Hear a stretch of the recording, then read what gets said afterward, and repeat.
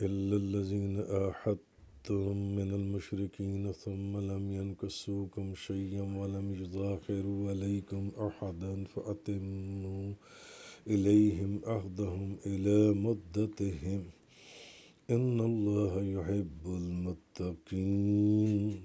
آج سورۃ التوبہ کی آیت نمبر 4 سے بیان ہے۔ ما سوائے ان مشرکوں کے جن سے تم نے معاہدہ کیا تھا، پھر انہوں نے اس معاہدے کو پورا کرنے میں تمہارے ساتھ کوئی کمی نہیں کی اور نہ تمہارے خلاف کسی کی مدد کی، تو ان سے ان کے معاہدے کو اس کی مدت معینہ تک پورا کرو، بے شک اللہ متقین کو پسند فرماتا ہے۔ کل کے بیان میں آپ کو یاد ہوگا کہ جو کفار کے ساتھ معاہدے کیے گئے تھے اور ان کی جو کنڈیشنز تھیں اور جس کیٹیگریز کے معاہدے کیے گئے تھے، اس کا ذکر ہمارا تفصیل سے چل رہا تھا۔ اسی کانٹیکسٹ میں اب آگے بات چل رہی ہے کہ اس میں ایک وہ لوگ بھی تھے جنہوں نے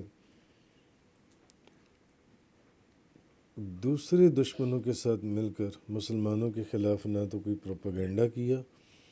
اور نہ کوئی ایسی اسکیم بنائی جس سے مسلمانوں کو سخت نقصان ہو سکے یا کوئی بھی نقصان ہو سکے۔ تو اب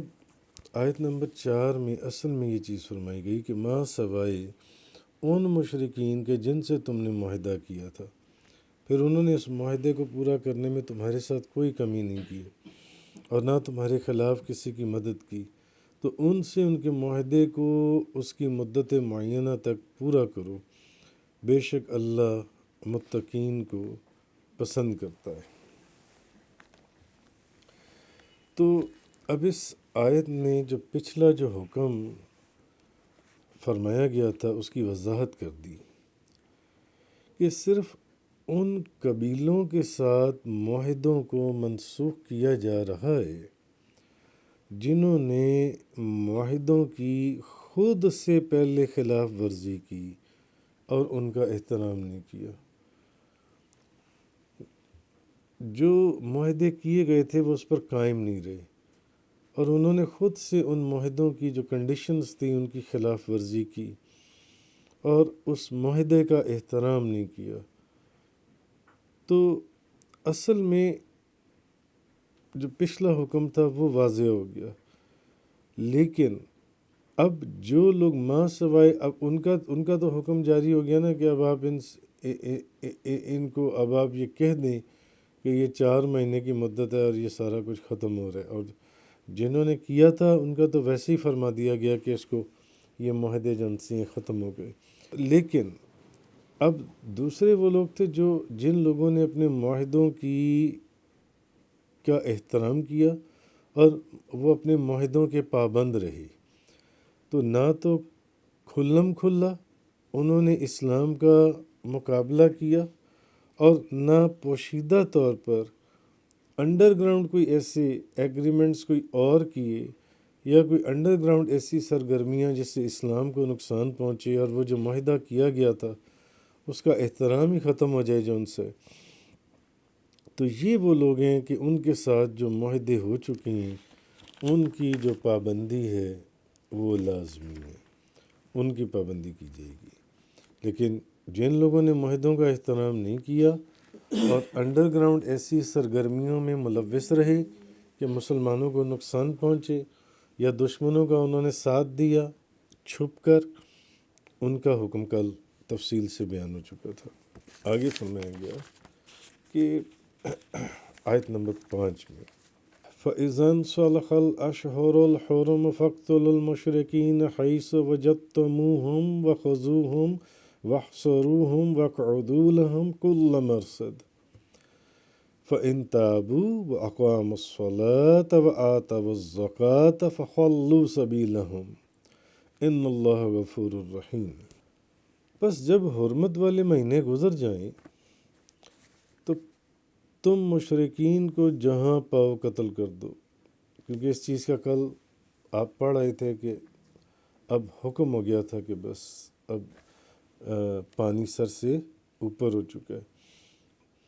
تو جب حرمت والے مہینے گزر جائیں تو تم مشرکین کو جہاں پاؤ قتل کر دو یا ان کو گرفتار کر لو اور ان کا محاصرہ کرو، اور ان کی طاق میں ہر گھات کی جگہ پر بیٹھو۔ بس ایک ہی صورت ہے، یا تو وہ توبہ کر لیں اور نماز قائم کریں اور زکوٰۃ ادا کریں، پھر تو تم ان کا راستہ چھوڑ دو۔ ان اللہ غفور الرحیم، بے شک اللہ تعالیٰ بخشنے والا اور بے حد رحم فرمانے والا ہے۔ یعنی جب حرمت والے مہینے گزر جائیں تو تم مشرکین کو جہاں پاؤ قتل کر دو یا گرفتار کر لو، یا ان کا محاصرہ کر لو، یا ان کی طاق میں ہر گھات کی جگہ پر بیٹھو جہاں بیٹھ سکتے ہو۔ صورت اب ایک ہی ہے، یا تو وہ توبہ کریں اور نماز قائم کریں اور زکوٰۃ ادا کریں، تو پھر تو تم ان کا راستہ چھوڑ دو۔ اب کہا یہ جا رہا ہے، اچھا تو اس آیت سے مراد کیا ہے کہ جن مشرکین نے معاہدے کی خلاف ورزی کی تھی، ان کو کتنے مہینوں کی مہلت دی گئی تھی؟ 4 مہینوں کی مہلت دی گئی تھی۔ اب اس مدت کے گزرنے کے بعد اب حکم یہ کہ ان مشرکین کو قتل کر دو۔ اسی طرح جن مشرکین نے معاہدے کی خلاف ورزی نہیں کی تھی، جو بنو کنانہ ہیں، ان کو معاہدے کی مدت پوری کرنے کی مہلت دے دی گئی، جو پچھلی آیت کے اندر آپ کے سامنے ذکر گزرا، اور ان سے معاہدے کی میعاد ابھی 9 ماہ تک باقی تھی۔ سو 9 ماہ گزرنے کے بعد ان کو بھی قتل کر دو۔ کیوں؟ بس اب اللہ کا حکم جاری ہو گیا، اب وقت مکمل ہو گیا۔ اب یا تو اسلام قبول کرو، توبہ کرو، نماز پڑھو، زکوٰۃ ادا کرو، پھر تو ان کو چھوڑ دو۔ اور اللہ تعالیٰ بخشنے والا ہے، مہربان ہے۔ اگر یہ توبہ کریں، اسلام قبول کریں، نماز پڑھیں، زکوٰۃ ادا کریں، تو پھر تو اللہ تعالیٰ بخشنے والا ہے اور بے حد رحم فرمانے والا ہے۔ اب حرمت والے مہینے 4 مہینے، یعنی ذوالقعدہ، ذوالحج، محرم اور رجب نہیں، یہ مہینے مراد نہیں ہیں، کیونکہ یہاں اس آیت کا معنی ہے کہ تمام مشرکین کو، یعنی جو ان کو مہلت دی گئی تھی 4 مہینوں کی، ان 4 مہینوں کی، تو اس کے بعد اس تمام مشرکین کو جہاں بھی پاؤ ان کو قتل کر دو، خواہ ان کو حرم میں پاؤ یا غیر حرم میں پاؤ۔ ان کو حرمت والے مکان میں قتل کرنے کا حکم اسی کے مطابق ہے کہ ان کو حرمت والے زمانے میں بھی قتل کر دیا جائے۔ کون سے حرمت والے زمانے میں؟ ذوالقعدہ، ذوالحج، محرم، رجب وغیرہ کے اندر، کیونکہ نبی کریم صلی اللہ علیہ وسلم نے غزوہ طائف میں حرمت والے مہینوں میں بھی قتال جاری رکھا، حرمت والے مہینوں میں بھی قتال جو ان سے وہ جاری رکھا نبی کریم صلی اللہ علیہ وسلم نے۔ تو اصل چیز یہ فرمائی جا رہی ہے، جب حرمت والے مہینے گزر جائیں تو تم مشرکین کو جہاں پاؤ قتل کر دو۔ تو اب یہ جو 4 مہینے جو اصل حرمت والے مہینے سامنے آتے، اس کا یہاں پر وہ نہیں لیا جائے گا حساب۔ تو تمام مشرکین کو جہاں بھی پاؤ، اب تمہیں اجازت ہے ان کو قتل کر دو، بھلے ان کو حرم میں پاؤ، بھلے ان کو حرم سے باہر پاؤ، اب انہیں قتل کر دو۔ اور ان کو حرمت والے مکان میں قتل کرنے کا حکم اسی کے برابر ہے، تو ان کو حرمت والے زمانے میں بھی قتل کر دیا جائے گا، کیونکہ نبی پاک جیسے میں نے بتایا کہ غزوہ طائف میں جب یہ اللہ کا حکم نازل ہو گیا تو پھر حرمت والے مہینوں میں بھی حضور نے قتال جو ان سے جاری رکھا۔ اور امام محمد بن سعد لکھتے ہیں کہ نبی کریم صلی اللہ علیہ وسلم نے شوال 8 ہجری میں طائف پر حملہ کیا اور 18 دن تک اس کا محاصرہ کیا اور 40 دن تک ان پر منجنیق کو نصب کیے رکھا۔ تو اس کا تقاضا یہ ہے کہ شوال کے 2 ماہ بعد تک ذوالقعدہ اور ذوالحج جو حرمت والے مہینے کہلاتے ہیں ان میں بھی طائف پر حملہ جاری رہا، اور ذوالقعدہ اور ذوالحج یہ حرمت والے مہینے ہیں۔ یعنی اب اللہ کا حکم نازل ہو گیا، اب ان کے لیے ایک ہی نجات ہے، اسلام قبول کر لیں، توبہ کریں، نماز پڑھیں، زکوٰۃ ادا کریں، تو اللہ تعالیٰ بخشنے والا اور اللہ تعالیٰ بہت رحم کرنے والا ہے ان سے۔ اچھا، اشہر و حرم سے مراد یہاں وہ 4 مہینے ہیں جو کفار اور مشرکین کو بطور مہلت دیے گئے تھے۔ یہ وہ 4 مہینے نہیں ہیں جو شریعت کے اندر 4 مہینے حرمت والے ہیں، کیونکہ مسلمانوں کو منع کر دیا گیا تھا کہ وہ 4 ماہ تک کافروں کو کچھ نہ کہیں، 4 ماہ تک۔ اس لیے یہ 4 مہینے ان کے لیے حرمت والے مہینے تھے۔ تو وہ ان حرمت والے مہینوں کا ذکر نہیں ہو رہا، لیکن جب اللہ کا نص قطعی نازل ہو گئی، حکم نازل ہو گیا، اب اگر وہ مہینے تب بھی، وہ مہینے نہیں ہیں تب بھی، ہاں 4 ماہ کی مدت گزرنے کی ان کو اجازت دے دی جائے، جس کا کل کے بیان میں ذکر گزرا تھا، 4 مہینے کے گزرنے کی ان کو اجازت دے دی جائے۔ اس کے بعد پھر تم ان کو جہاں بھلے یہ حرم کے اندر ہو وہاں پر بھی قتل کر دو، حرم کے باہر ہو وہاں پر۔ اب صرف ایک ہی طریقہ ہے قتل سے بچنے کے لیے کہ ان کو اسلام قبول کرنا پڑے گا، توبہ کرنی پڑے گی، نماز پڑھنی پڑے گی اور زکوٰۃ ادا کرنی پڑے گی، بس دیٹس آل۔ اس کے علاوہ یہ کسی رعایت کے مستحق نہیں ہے۔ یہ اللہ کا فضل ہے اور یہ اللہ کا کرم ہے کہ ان کافروں نے جو گندگیاں، ان کفار نے جو ضلالتیں اور جو روڑے نبی کریم صلی اللہ علیہ وسلم صحابہ کرام کے راستے میں بچھائے یا ان کو تکلیفیں اور پریشانیاں دی، اس کے باوجود یہ اللہ کا فضل اور اللہ کا کرم ہے کہ اگر اس کے بعد بھی وہ سچے دل سے توبہ کر لیں اور اپنی توبہ کی سچائی کا کوئی پریکٹیکل ثبوت دیں، نماز پڑھنا شروع کر دیں، زکوٰۃ ادا کرنا شروع کر دیں، تو پھر اللہ کی رحمت ان کو مایوس نہیں کرے گی، پھر اللہ کی رحمت ان کو مایوس نہیں کرے گی۔ وَإِنْ أَحَدٌ مِّنَ الْمُشْرِكِينَ اسْتَجَارَكَ فَأَجِرْهُ حَتَّى يَسْمَعَ كَلَامَ اللَّهِ ثُمَّ أَبْلِغْهُ مَأْمَنَهُ ذَلِكَ بِأَنَّهُمْ قَوْمٌ لَا يَعْلَمُونَ۔ اور اگر مشرکین میں سے کوئی شخص آپ سے پناہ طلب کرے تو آپ اسے پناہ دے دیجئے، حتیٰ کہ وہ اللہ کا کلام سنے،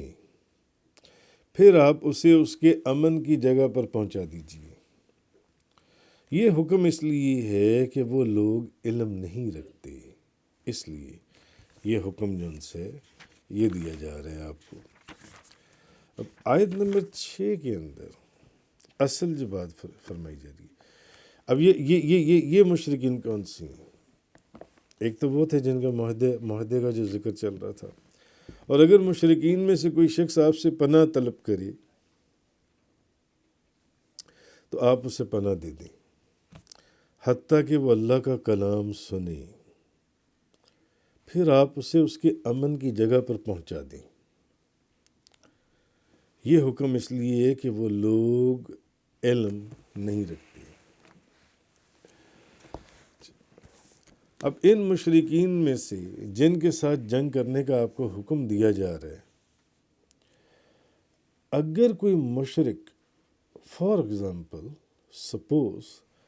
قرآن کے پیغام کو سمجھنے کے لیے اپنی غلط فہمیاں، اپنی غلطیاں، اپنے شبہات کو دور کرنے کے لیے ان 4 مہینے جن 4 ماہ کا ذکر ہوا، ان 4 ماہ کے گزرنے کے بعد بھی آنا چاہیے، تو آپ اسے موقع دیں کہ وہ آئے اور سمجھے۔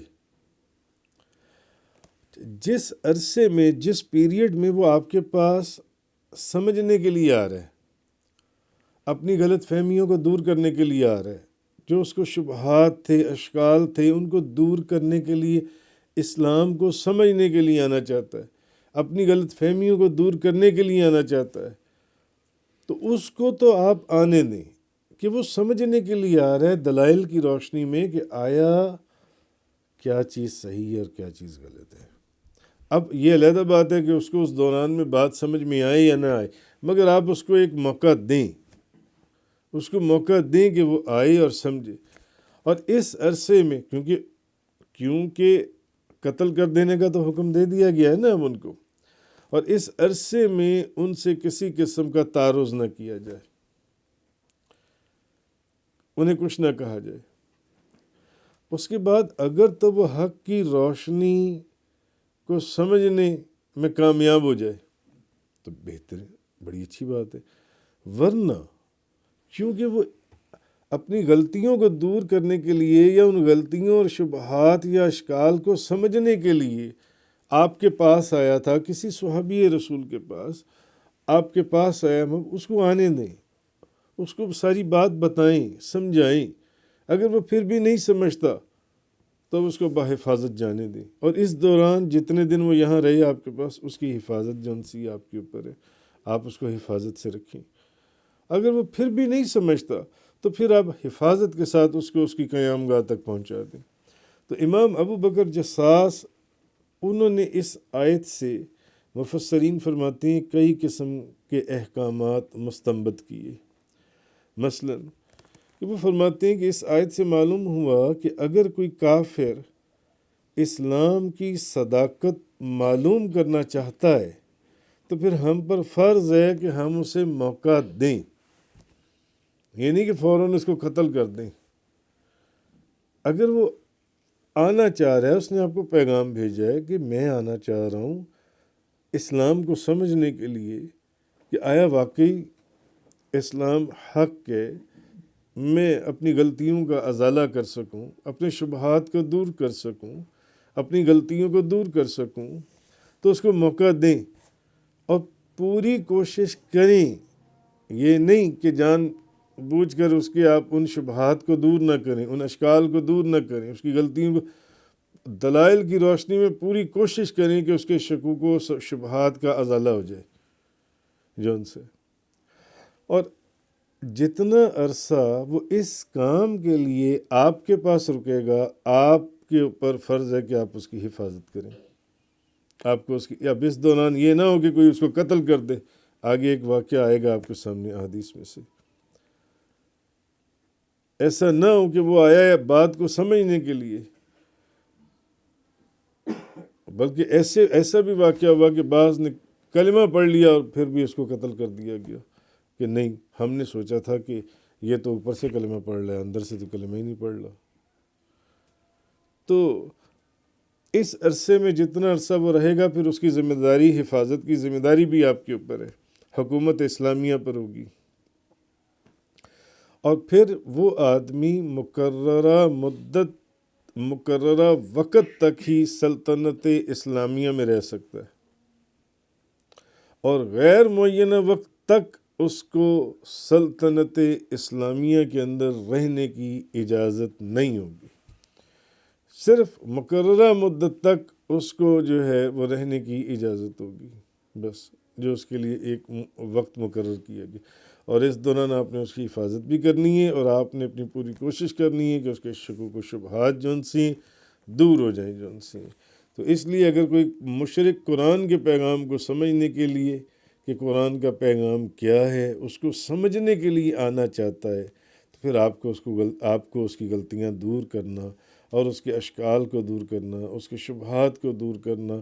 اس کے لیے آپ کو اس کو آنے کا موقع دینا چاہیے، اور اس دوران اس کو کوئی نقصان نہ پہنچا سکے۔ آپ کی ذمہ داری ہے کہ آپ اس کی حفاظت بھی کریں، اور پھر اس کے بعد اگر پھر بھی اس کے اشکال دور نہیں ہوتے، ابھی بھی وہ اپنی اسی چیز کے اوپر قائم ہے، تو پھر اب حفاظت اس کو جہاں سے آیا اس کو وہاں تک پہنچا دیں یا اس کو بھجوا دیں جو ان سے۔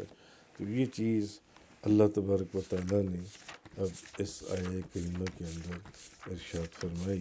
آیت نمبر 6 کے اندر، وَإِنْ أَحَدٌ مِّنَ الْمُشْرِكِينَ اسْتَجَارَكَ فَأَجِرْهُ حَتَّى يَسْمِعَ كَلَامَ اللَّهِ ثُمَّ أَبْلِغْهُ مَأْمَنَهُ ذَلِكَ بِأَنَّهُمْ قَوْمٌ لَّا يَعْلَمُونَ۔ اور اگر مشرکین میں سے کوئی شخص آپ سے پناہ طلب کرے تو آپ اسے پناہ دے دیجئے، حتیٰ کہ وہ اللہ کا کلام سنے، پھر آپ اسے اس کے امن کی جگہ پر پہنچا دیجئے۔ یہ حکم اس لیے کہ وہ لوگ علم نہیں رکھتے، تو پھر آپ کا کام ہے آپ ان کو بتائیں۔ تفسیر قرآن کا یہ لیکچر انگلش میں سننے کے لیے براہ کرم ڈسکرپشن میں موجود لنک پر کلک کریں۔